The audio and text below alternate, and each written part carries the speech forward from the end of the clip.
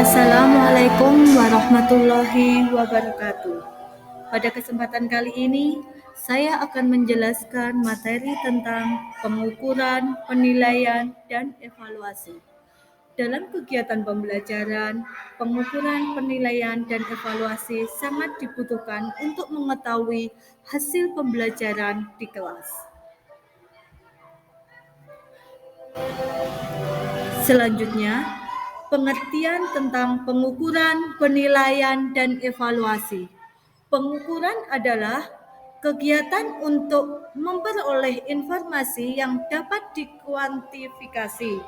Hasilnya berupa skor penilaian.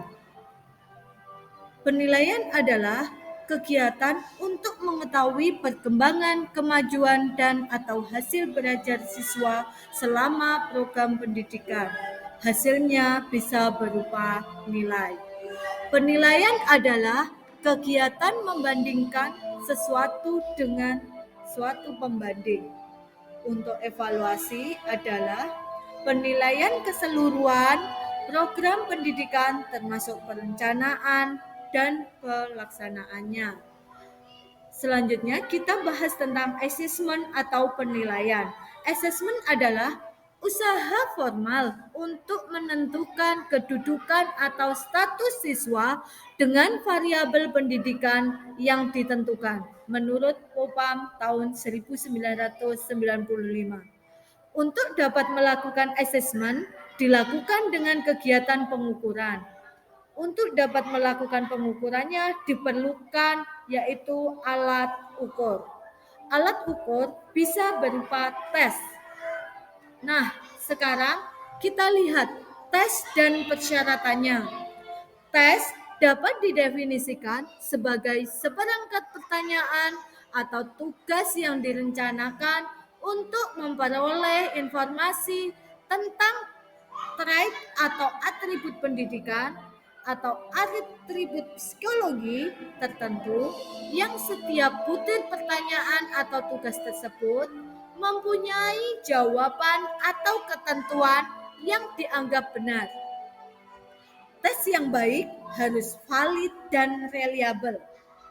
Untuk mendapatkan tes valid dan reliable dilakukan analisis instrumen dan analisis butir.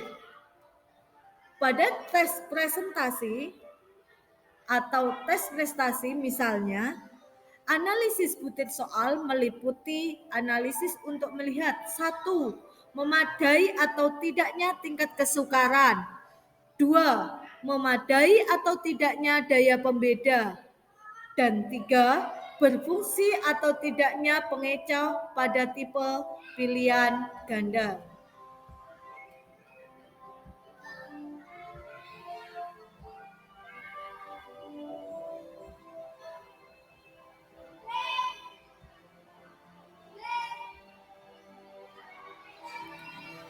Aspek-aspek asesmen.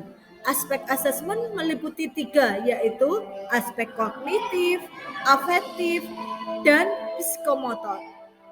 Karakteristik mata pelajaran menyebabkan perbedaan porsi kemunculan aspek-aspek tersebut tidak sama.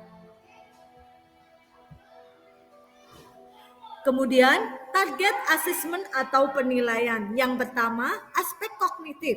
Menitikberatkan kepada operasi intelektual atau cara-cara berpikir pada siswa. Yang kedua, aspek afektif. Menitikberatkan kepada sikap dan nilai atau value, hal-hal yang berkaitan dengan perasaan. Yang ketiga, aspek psikomotor. Menitikberatkan kepada keterampilan gerak otot, hal-hal yang berkaitan dengan cara bertindak. Untuk selanjutnya, ada beberapa kendala dalam asesmen. Yang pertama, keragaman aspek yang dinilai. 2. Ketersediaan alat ukur. Yang ketiga, ketersediaan waktu dan biaya, banyaknya yang dinilai. Yang keempat, kredibilitas asesor atau kemampuan kesungguhan serta kejujuran. Dan yang terakhir, kemanfaatan dari hasil asesmen atau penilaian tersebut. kita berlanjut kepada pengertian kompetensi. Kompetensi adalah perpaduan dari pengetahuan, keterampilan, nilai, dan sikap yang direfleksikan dalam kebiasaan berpikir dan bertindak. Seseorang yang telah memiliki kompetensi dalam bidang tertentu bukan hanya mengetahui, tetapi juga memahami dan menghayati bidang tersebut yang tercermin dalam pola perilaku sehari-hari. Ada dua macam.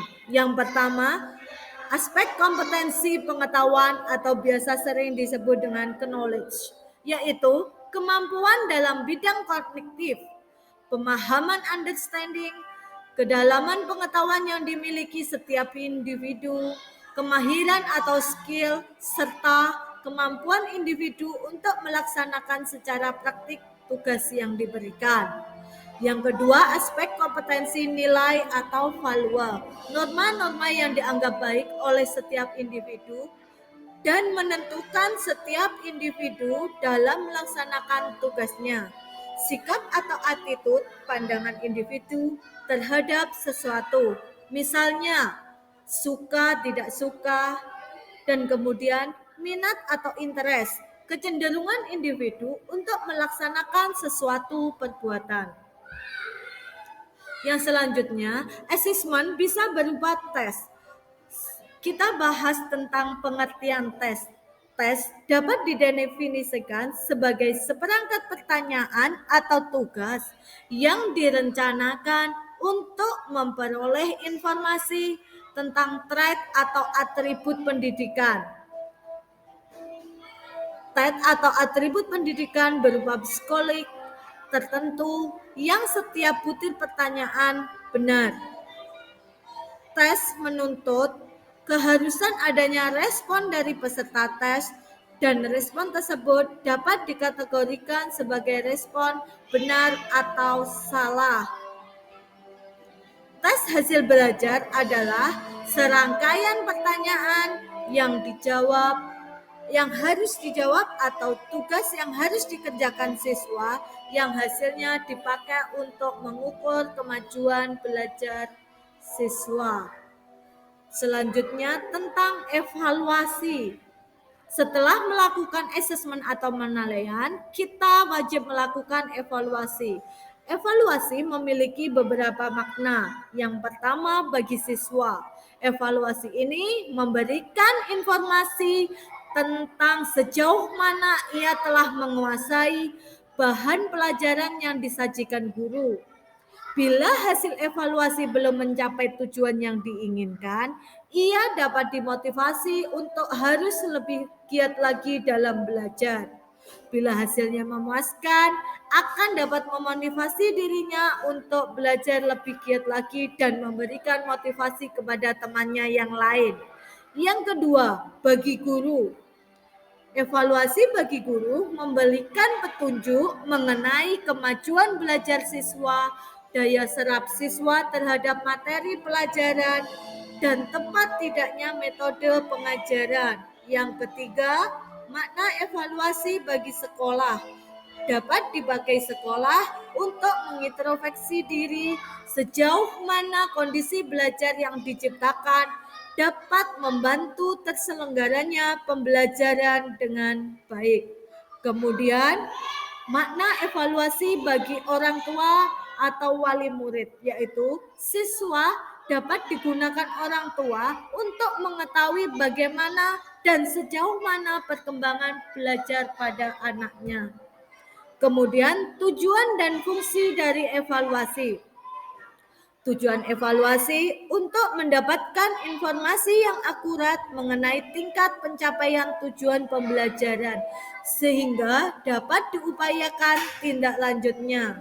Kemudian, untuk fungsi evaluasi sendiri itu sebagai penempatan, umpan balik, diagnostik, dan penentuan kelulusan. Bab selanjutnya tentang implementasi pengetahuan dari fungsi evaluasi.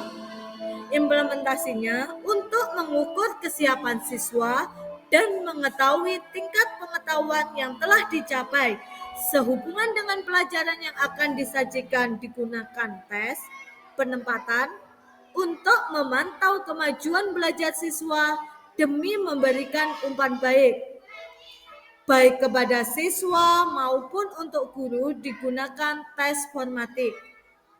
Implementasi selanjutnya untuk mendiagnosis kesulitan belajar siswa dan menentukan upaya perbaikannya digunakan tes diagnostik. Yang selanjutnya untuk memberikan nilai sebagai dasar penentuan kelulusan atau pemberian sertifikat, kita bisa menggunakan dengan pelaksanaan tes sumatif. Sebelum mengadakan tes, kita ketahui prinsip-prinsip dari evaluasi terlebih dahulu. Yang pertama, keterpaduan. Evaluasi yang dilaksanakan dapat disesuaikan secara harmonis antara tujuan dan materi pembelajaran. Prinsip yang kedua, adanya keterlibatan siswa. Siswa menyadari bahwa evaluasi terhadap kegiatan belajarnya sebagai suatu kebutuhan. Prinsip yang ketiga yaitu koherensi. Evaluasi harus berkaitan dengan materi pelajaran yang disajikan dan sesuai dengan ranah kemampuan yang hendak diukur. Aspek yang keempat yaitu pedagogis. Evaluasi dapat dilakukan sebagai upaya perbaikan sikap dan tingkah laku ditinjau dari segi pedagogisnya. Dan yang terakhir, akuntabilitas. Evaluasi sebagai upaya pertanggungjawaban kepada pihak-pihak yang berkepentingan dengan pendidikan. Demikian yang dapat disampaikan dari pengukuran, penilaian, dan evaluasi. Semoga apa yang disampaikan ini dapat memberikan manfaat dan bisa sebagai acuan dalam pembelajaran kegiatan di sekolah. Demikian, terima kasih. Wassalamualaikum warahmatullahi wabarakatuh.